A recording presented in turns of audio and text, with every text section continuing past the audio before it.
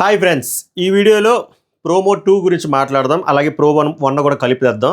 ఎందుకంటే ప్రోమో 2కి ప్రోమో 1కి చిన్న కనెక్షన్ ఉంది. లైవ్లో ఆ టాస్క్ కూడా అయిపోయింది. నేను అందులో ఎవరు విన్నర్ అయ్యారో మీకు ఆల్రెడీ మిడ్ నైట్ టాక్స్లో చెప్పేశాను. ఇందాక అప్డేట్స్ వీడియోలో కూడా చెప్పేశాను. మరి ఈ వీడియోలో నేను ఏం డిస్కస్ చేయబోతున్నా అంటే, నో బాల్ బ్యాట్స్మెన్ 6 కొడితే అది బ్యాట్స్మెన్ తప్ప బౌలర్ తప్ప మాట్లాడదాం. సో ఇంకా కరెక్ట్గా చెప్పాలంటే ఇందులో నేను వ్యూ పాయింట్సే చెప్తా, కాంక్రీట్గా లైవ్ మెయిన్ ఎపిసోడ్లో చెప్తా. But view points different view points చెప్తా. అందరికీ నచ్చుతాయి. I assure you. మీరే వద్దన్నా లైక్ కొడతారు, వద్దన్నా హైప్ ఆప్షన్ నా కోసం కొడేస్తారు, సబ్స్క్రైబ్ కూడా వద్దన్నా కొడేస్తారు, గంటను కూడా గట్టిగా కొడేస్తారు. ఓకే, ఫోన్లు కొట్టేసుకోవద్దు, గంటను కొట్టండి. అలాగే ఇన్స్టాగ్రామ్ లింకు డిస్క్రిప్షన్లో పెడతాను, ఫాలో అవ్వండి. మై రివ్యూస్ అఫీషియల్ 12,400 చిల్లర ఈ పిల్లవాడు ఉన్నది. సో ఫాలో కొడితే అప్డేట్స్ ఫాస్ట్గా వస్తాయి, లీక్స్ ఫాస్ట్గా వస్తాయి, రకరకాల స్టోరీలు కూడా పెడతారు. ఇంకా సొల్లాపి ముందుకు వెళ్ళిపోదాం. సంజన గల్రాని వర్సెస్ తనుజ పుట్టస్వామి, ఎవరిది తప్పు ఎవరిది రైటు మాట్లాడదాం. ఇమాన్యుయల్ సేఫ్గా గేమ్ ఆడుతున్నాడా, ఇమాన్యుయల్ భయంగా ఆడుతున్నాడా మాట్లాడదాం. ఇద్దరు పవన్లు పిరికి వాళ్ళ బిహేవ్ చేస్తున్నారా, పిరికి పందల్లా బిహేవ్ చేస్తున్నారా, అది కూడా మాట్లాడదాం. భరణి ఎందుకు అంత సుస్సు పోసుకుంటున్నాడు, ఏది భరణి పేరు చెప్పకూడదా? భరణి పేరు ఎవరైనా చెప్తే ఇంకా వాన వాం అన్నట్టు వచ్చేస్తారు అర్జున్ రెడ్డి లాగా.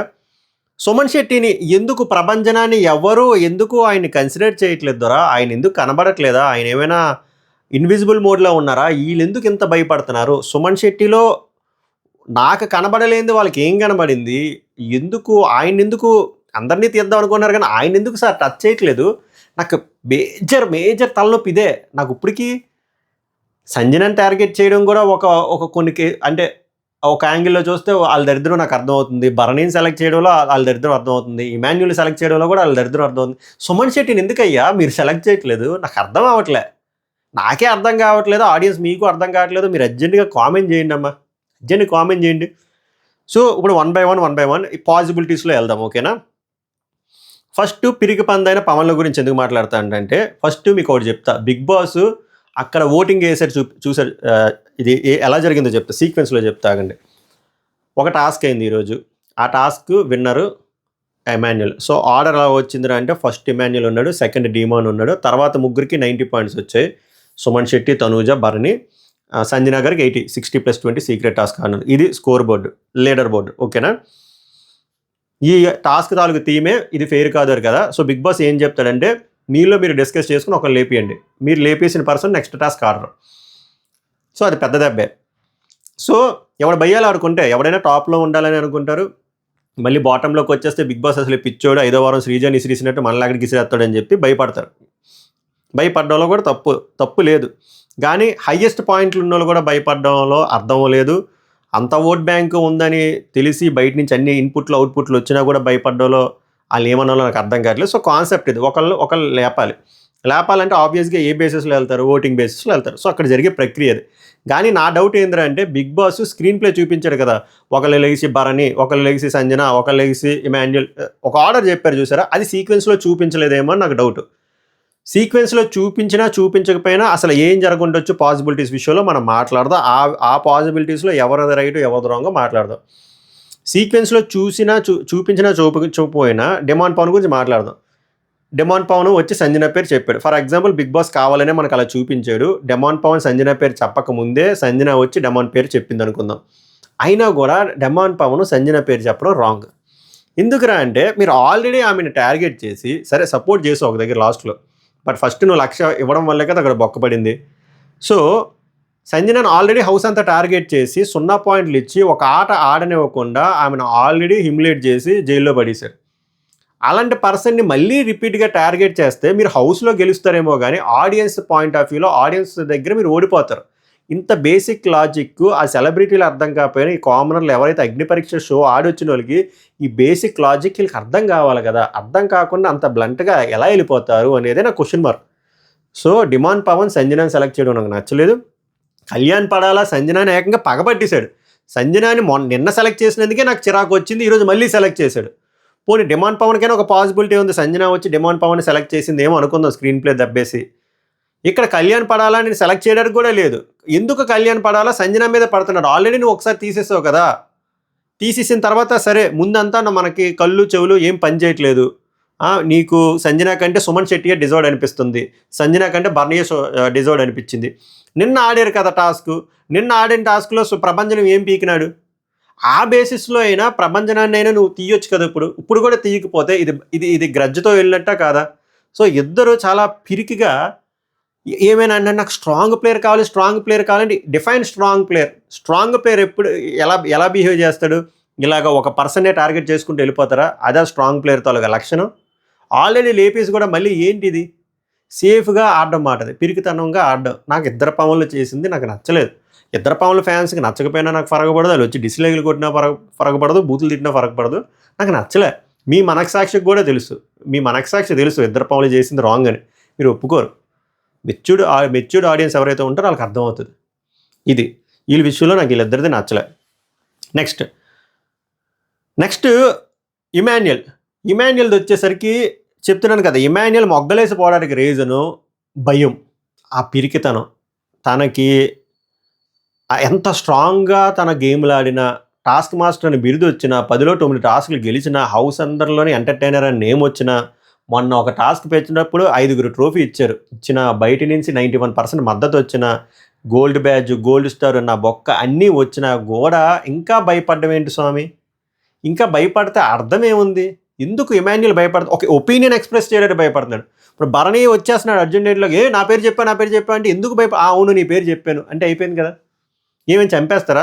బర్నీ వచ్చి నీ పేరు ఎప్పుడు చెప్పలేదా? బర్నీ నిన్ను ఎప్పుడు నామినేట్ చేయలేదా? తనూజ ఎప్పుడు నిన్ను నామినేట్ చేయలేదా? చెప్పు. అలాంటప్పుడు నేను ఆ పేరు చెప్పడానికి ఎందుకు డిప్లొమాటిక్? అక్కడ ఇండైరెక్ట్గా సంజన గారికి చెప్పింది అదే. నువ్వు బర్నీ పేరు చెప్తే డిమోను బర్నీ పేరు చెప్తాడు, అప్పుడు నేను బర్నీ పేరు చెప్తే అప్పుడు బర్నీ పేరు ముగ్గురు అవుతుంది, అప్పుడు నువ్వు సేఫ్లో ఉండొచ్చు, నేను సేఫ్లో ఉండొచ్చు అనేది కాన్సెప్ట్. ఆ విషయము ఓపెన్ అప్ అవ్వడానికి భయం.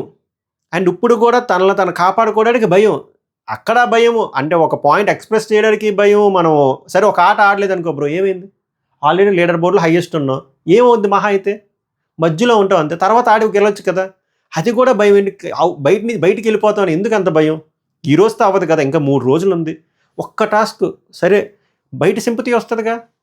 ఇంత మంచిగా ఆలోచించేవాడివి ఇవన్నీ ఎందుకు ఆలోచించట్లేదు? దీనివల్లే ఇమాన్యుయల్ అసలు పైకి రాలేకపోతున్నాడు. ఈ భయం వల్ల, ఈ పిరికితనం వల్లే నామినేషన్స్లోకి రాలేకపోతున్నాడు. సేఫ్గా ఆడేస్తున్నాడు. గట్టిగా ఒపీనియన్ ఎక్స్ప్రెస్ చేద్దాము బర్నీ మీద అంటే చేయలేడు, తనూజ మీద చేయమంటే చేయడు. వాళ్ళు మాత్రం చేస్తారు హ్యాపీగా, నువ్వు మళ్ళీ లోపల పిసికిసుకుంటావు. ఏంది ఉపయోగం? ఒక విన్నర్ ఎప్పుడు ధైర్యంగా వెళ్ళాలి. ఇది కాదు కరెక్ట్ అయిన ఆట తీరు. ఇన్ని మంచి స్ట్రాంగ్ పాయింట్లు ఉన్నాయి, ఎందుకు మన తోడి పొజిషన్లోనే ఉండిపోతున్నాం, మిగిలిపోతున్నాం అంటే దానికి రీజన్ ఇదే, భయం. ఎందుకు భయం చూసే క్యారెక్టర్ లేరు ఎవరు అక్కడ. బిగ్ బాస్లోనే కదా ఎవడైనా సరే భయపడకూడదు. ఎందుకు భయం? దేనికి భయం? ఇది ఇమాన్యుయల్ పంచాయతీ. ఇంకా సుమన్ శెట్టిది అంటారా? డేటా బొక్క నేను మాట్లాడి, ఎందుకంటే నేను ఎంత పీక్కుంటే మాత్రం ఏమవుద్ది? హౌస్లో సేఫ్గా ఆడుతున్నారు. ఎవరు హౌస్లో సుమన్ శెట్టి పేరు చెప్పరు, బర్నీ గారి పేరు చెప్పట్లేదు. వాళ్ళకి సేఫ్గా. నాకు ఏమనిపించింది అంటే, ఎవరెవరైతే సంజన గారి పేరు చెప్పారో వాళ్ళు చాలా కవర్డ్, అంటే పిరికి వల్లనే అనిపించింది. ఎందుకంటే మీరు ఆల్రెడీ ఆమెని చంపేశారా. నిన్న చంపేసి సమాజ్ చేసి 0 పాయింట్లు ఇచ్చేసి జైల్లో పడేశారు. మళ్ళీ చంపేస్తే మీ నెబ్బా బొర్రలకు అర్థం కావట్లే. మీరు హౌస్లో గెలుస్తారు, బయట గెలవరు. అది మీ కోడి బొర్రలకు ఎప్పుడు వెలుగుతుంది స్వామి? ఆమెకే హెల్ప్ అవుతుంది, మీకు అర్థం కావట్లే. అందుకే కోడి బొర్రలు అని చెప్తున్నా. ఓకే, ఇప్పుడు సంజన పాయింట్ ఆఫ్ వ్యూ చూద్దాం. తనూజది కొంతమంది ఇంకా బ్లంట్గా తనూజ రాంగో గ్రజ్జ పెట్టుకుంది అంటే నేను అలా చూడట్లేదు. తనూజ ఇక్కడ ఒక గేమర్లా ఆలోచించింది. తనూజ సంజనని బ్లాక్ చేద్దాం అనుకోవట్లే, ఇమాన్యుయల్ బ్లాక్ చేద్దాం అనుకుంటుంది.